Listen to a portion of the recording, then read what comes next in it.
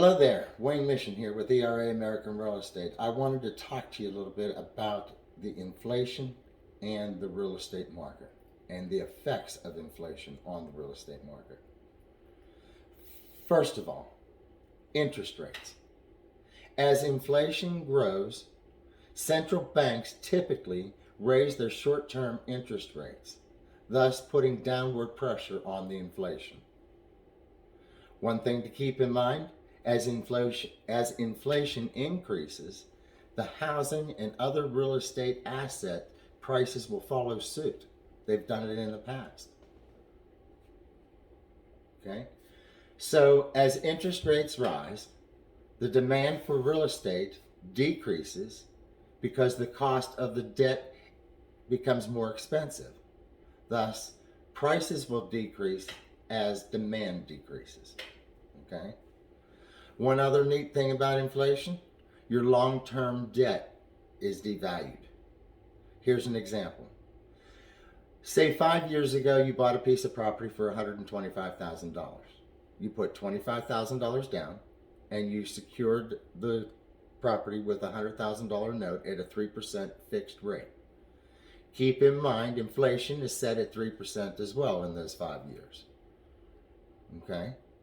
But remember, you are only still paying $475 for that debt. But the value of your money has increased the cost of the inflation, that 3%. So your relative cost of your debt goes down every time inflation hits. Surprisingly, huh? Inflation can cause construction cost. Wages, machinery cost, and building materials all rise, and developers and investors now become subject to overrunning costs. But according to the Stanford University study, residential real estate has historically been an investment safe haven during inflationary periods. They found out that the inflation of the 70s, home prices increased relative to the size of the economy. The Wall Street Journal also points out that the owners of residential and commercial real estate are often better off during times of rapid inflation as opposed to the owners of stocks and bonds. One thing to keep in mind as we're talking through this, office, retail, and apartment rents are all tied to a consumer index.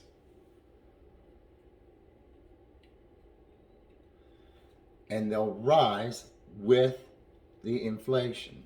Thus, the income produced by those properties will rise as well.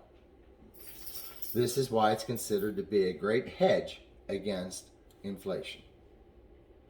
Given that under most circumstances, an inflationary environment can lead to higher rents, higher asset prices, and real estate is still considered to be a great hedge against inflation due to the three phenomena.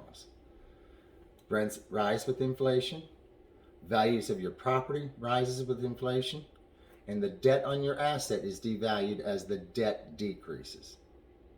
With more positives than drawbacks, an inflationary environment can be positive for real estate investors if they make their acquisitions and stress test their portfolio against inflationary pressures such as the rising interest rates. I hope you found this helpful and useful. I look forward to spending more time with you later.